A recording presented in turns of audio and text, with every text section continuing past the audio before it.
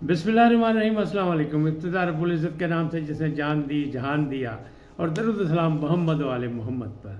आइए इनके साथ नासिर नकवी हाजिर खिदमत हैं। जनाब, खबर यह है कि इमरान रिहाई मुहिम का आगाज़ हो गया और मुफाहमत होनी चाहिए। बात तो सीधी है, एक मकबूल लीडर है, एक बड़ी जमात का चेयरमैन है, और फिर उसको साथ जो है तो मामला जो है उसको सियासी अंदाज में हल होना चाहिए। लेकिन क्या उनकी अपनी जमात के लोग उसे सियासी अंदाज में हल कर रहे हैं या नहीं, सवाल ये पैदा होता है। असद तूर की रिहाई का हुक्म हो गया और तमाम FIR जो हैं वो गलत साबित हुई। अली अमीन गंडापुर के खुफिया राबते, खुफिया मुलाकातें, महंगाई कम करने का दावा और 2200 अफराद की गिरफ्तारी, साकिब निसार का घेरा भी तंग होने लगा है। ये सारे मामला क्या हैं, इस पर आपको तफसीलात से बताऊंगा। लेकिन पहले आपसे गुजारिश, आइए इनको सब्सक्राइब करें, लाइक करें और घंटी का बटन दबाना न भूलें, बल्कि अपनी कीमती राय का इजहार भी करें।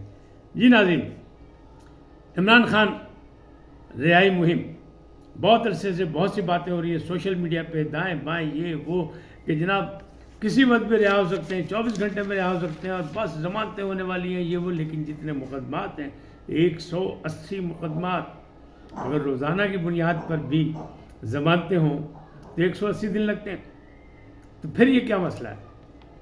हमारे दोस्त हैं, मैं तो यही कहूँगा, मतलब बहुत ज़िम्मेदार जर्नलिस्ट हैं, लेकिन वो हमारे बाद में आए हैं। बहरहाल उनका दावा है कि अब बहुत हो गई।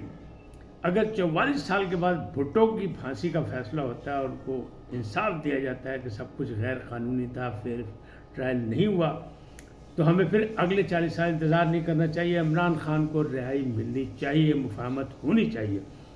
लेकिन दावा ये है कि मुफाहमत चाहते इमरान खान भी हैं, लेकिन वो इन सियासी पार्टियों से नहीं। उनका एक बयानिया है और बड़ा ज़ोरदार बयानिया है कि चोरों डाकुओं लुटेरों से हम मुफाहमत नहीं कर सकते, जेल काट लूँगा और जितने साल होगी काट लूँगा, लेकिन इन लोगों से नहीं होगा।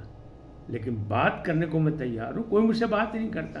तो फिर सवालिया निशान है बहुत बड़ा कि फिर बात कौन करे, किससे बात करना चाहते हैं।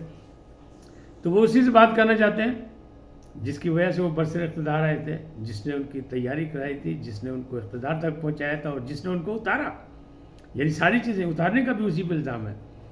तो वो जनाब इस्टेब्लिशमेंट और एम्पायर्स की बातें कर रहे हैं। लेकिन जो हिमायती हैं, जो सोशल मीडिया पे हैं, जो दाएं बाएं हैं, जो उनके चाहने वाले हैं, जो उनके परिस्तार हैं, जो उनके फ़ैन क्लब के लोग हैं, वो कहते हैं। लेकिन जिस हवाले से मैंने बात की वो ये है कि हमारे दोस्त हैं सुहेल वड़ाई साहब, वो बुनियादी तौर पर तो उस्ताद हैं, बल्कि उस्तादों के उस्ताद हैं। तो उन्हें उस्तादी दिखाई और मुसलसल कालम लिख रहे हैं कि रिहाई होनी चाहिए, इमरान खान को इंसाफ मिलना चाहिए, इंसाफ के बगैर रियासतें चल नहीं सकती, कोई सिस्टम नहीं चल सकता इंसाफ के बगैर। बात तो सही है, इसमें कोई दो राय नहीं है। लेकिन रिहाई मिलनी चाहिए, कैसे मिलनी चाहिए? अभी 9 मई का मसले मसाइल हैं, जायज़ है नाजायज़ है, ये साबित करना पड़ेगा दोनों जानिब से। इसी तरह 190 मिलियन पाउंड का केस है, तोशा खाना, ये वो तो आप सियासी कह सकते हैं, लेकिन ये 2-3 चीज़ें जो हैं ये अभी बहुत हैं और बहुत से मुकदमात में फिर रिहाई कैसे मिल चाहिए। वो कहते हैं मुफाहमत, तो मुफाहमत वहाँ होती है जहाँ दोनों हाथ से मुलाकात। वो तो कहते हैं जफियाँ मना, पपियाँ मना, किसी से हाथ नहीं मिलाना, कारकुन मायूस हो जाते हैं। हम इन लोगों से नहीं मिलने को तैयार, हम इनको टफ टाइम देंगे। फिर रिहाई कैसे होगी? सुहेल वड़ाई साहब मुसलसल कालम लिख रहे हैं, मुसलसल, यानी वकालत कर रहे हैं कि जमहूरी रवायात के लिए मुफाहमत भी बहुत ज़रूरी है। बात भी सही है कि जमहूरियत में पहली सीढ़ी जो है वो रवादारी और बर्दाश्त की है। तो होनी तो दोनों, ताली तो दोनों हाथ से बचेगी, एक तरफ से तो नहीं। तो अभी जनाब उनको चाहिए कि दूसरी जानिब से भी वो हाथ मजबूत करें, जिससे ताकि हाथ पैर टकराए और ताली बजे, या हाथ जोड़ी होए तो जनाब बराबरी दी होए, तो फिर कोई रास्ता भी निकल आएगा।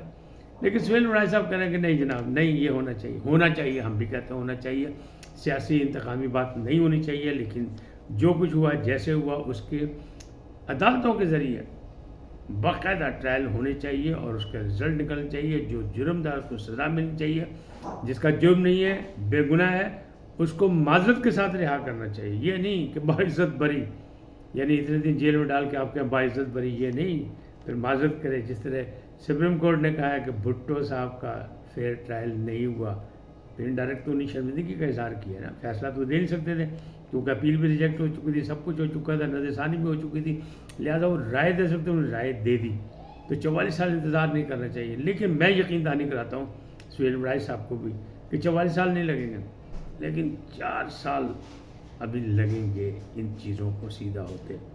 قسمت نے یاوری کی تو ٹائم کم بھی ہو سکتا ہے، ورنہ ٹائم شاید تھوڑا بہت بڑھ بھی جائے، لیکن ہو جائے گا ضرور۔ اس لیے کہ عمران ایک حقیقت ہے، عمران کے بغیر سیاست نہیں، عمران کے بغیر جمہوریت نہیں، اور جمہوریت کا ایک بڑا مورا عمران خان ہے۔ 3 بڑی پارٹی ہے تو تیسری بڑی پارٹی وہ جس کے عمران غلطیاں ہوئیں، یعنی نادانی کہہ لیں، بلکہ میں تو یہی کہوں گا ان کے قریبی ارد گرد جو تھے نادان دوست، انہیں نقصان پہنچایا، اور اب بھی جو فیصلے ہو رہے ہیں وہ بھی وہی لوگ کروا رہے ہیں۔ کیوں کہ اصل بندہ تو جیل میں ہے جناب، اس سے تو کبھی کبھی ملاقات ہوتی ہے، گھنٹوں کی ملاقات ہوتی ہے، تو پھر وہ سارے فیصلے اس کے نہیں ہیں۔ اندر کیا بات ہوتی ہے، باہر کیا بات ہوتی ہے، اس میں 2 تضاد پائے جا رہے ہیں، متضاد رائے پائی جا رہی ہے۔ اسلام آباد میں شو یہی ہے کہ فیصلے وہ خود کچھ کرتے ہیں، یہ لوگ باہر آ کے کچھ اور سناتے ہیں۔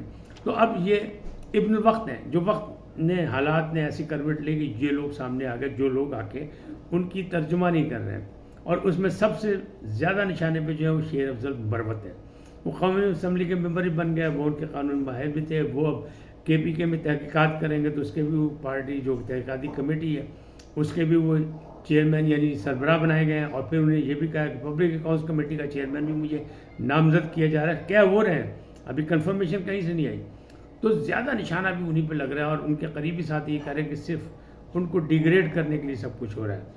اور اس لیے ان سے پوچھا بھی گیا کہ امین گنڈا پور کی خفیہ ملاقاتیں کوئی اسلام آباد میں ہو رہی ہیں، اور یہی وجہ ہے کہ کہا جا رہا تھا کوئی ملاقاتیں ہو رہی ہیں، اس کا رزلٹ بھی ہے کہ وزیر اعظم سے وہ ملنے پہنچ گئے، اور گوہر خان کہتے ہیں کہ یہ عمران خان کی مرضی کے بغیر ہوا، لیکن عمران خان تک تو ان کی رسائی اس وقت تک نہیں تھی، ملے ہی نہیں تھے وہ، تو کیسے ان کی مرضی سے ہوا؟ تو یہ ساری چیزیں جو ابھی سوالیہ نشان بنی ہوئی ہیں، اور گوہر خان کہتے ہیں ان کی مرضی سے گئے، اور وہ صوبے کے معاملات کو سیدھا کرنے گئے، کیونکہ عوام نے ووٹ دیا تو عوام کو ریلیف دینا چاہتے ہیں، عوام کے لیے وہ خدمت کرنا چاہتے ہیں، اور وہ اپنے سیاسی رویوں میں آنا چاہتے ہیں، جو ان کو ایک مولا جٹ پینٹ کیا گیا تھا، انہیں ثابت کیا کہ نہیں، وہ منتخب نمائندے ہیں، عوامی نمائندے ہیں، اب وہ مولا جٹ نہیں۔ پہلے کی بات اور تھی، اب اقتدار میں ہے تو بات کوئی اور ہے، یعنی کہتے ہیں جیڑی ڈالی دے پھل لگے وہ نیوے ہو جاتی، تھوڑا سا وہ نیوے ہوئے نظر آ رہے ہیں۔ اب وہ کہاں تک نیوے ہوتے ہیں، کیا ہوتا ہے، یہ بات کی باتیں یہ بھی آگے چل کے بتائیں گے آپ کو۔ اچھا، یہ جو ہے ثاقب نثار صاحب، 2 رکنی بینچ نے فیصلہ کیا تھا کہ جو جج ریٹائر ہو جائے یا استعفیٰ دے دے اس کے خلاف نہیں، تو 5 رکنی بینچ نے یہ کہہ دیا کہ نہیں جناب، 5 رکنی بینچ سن رہا ہے یہ کیس ان کے ثاقب نثار کے خلاف آئی ہے، اور اس میں پوائنٹ آؤٹ یہ کیا گیا کہ جناب 15 کیسز تھے ثاقب نثار صاحب کے، انہیں جناب انہوں میز تھلے رکا ہے، اور یہ سمجھ لیں کہ منجی تھلے ڈانگ کسے نہیں پھیری، پھر اپنے کیس میں نہیں سنے، نہ انہیں کیا، بلکہ یہ بھی کہا جا رہا ہے کہ سعید کھوسا صاحب، آصف سعید کھوسا صاحب جو ان کے بعد ہے، انہوں نے ان کو ڈسپوز آف کر دیا تھا، تو وہ پھر زندہ ہو گئے۔ اب کہا جا رہا ہے کہ 5 رکنی بینچ جو امین الدین خان کی سربراہی میں بنا ہے، یہ جناب کوئی رفڑ پائے گا، اور آنے والے وقت میں آپ دیکھیں گے ثاقب نثار کے جو گھیرا تنگ ہو رہا ہے اس کا بھی رزلٹ سامنے نکلے گا۔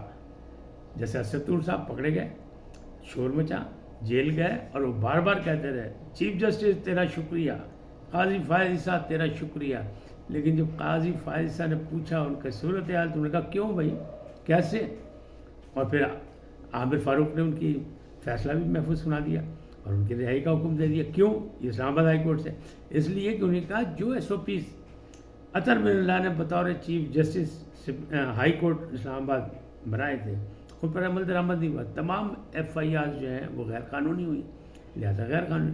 اچھا، یہ ہو گیا، رہائی بھی ہو گئی، ضمانت صرف 5,000 کا چل گئے، لیکن یہ بتائیں کہ وہ جو مقدمات ہیں اس کا کیا بنے گا؟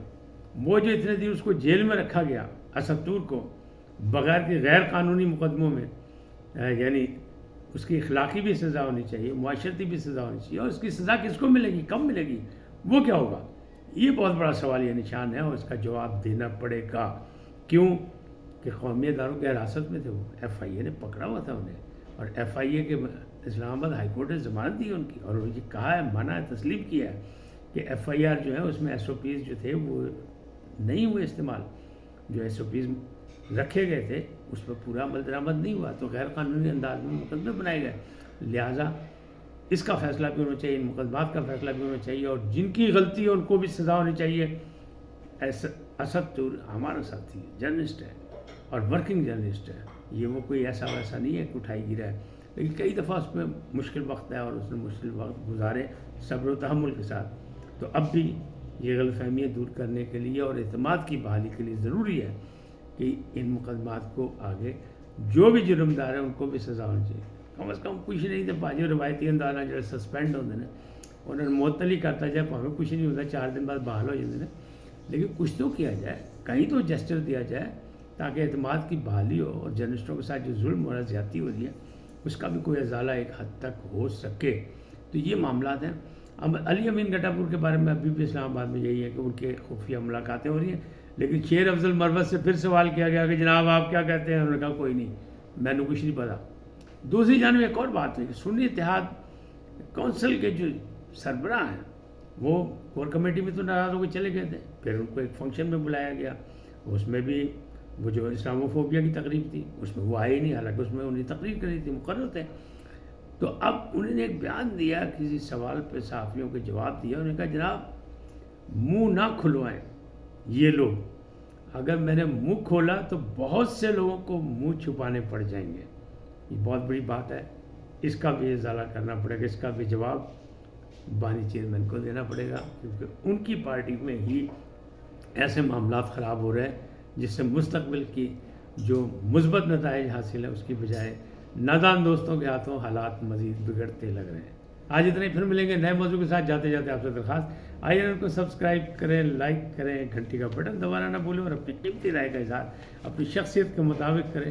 سدا سلامت رہیں. اللہ نگہبان.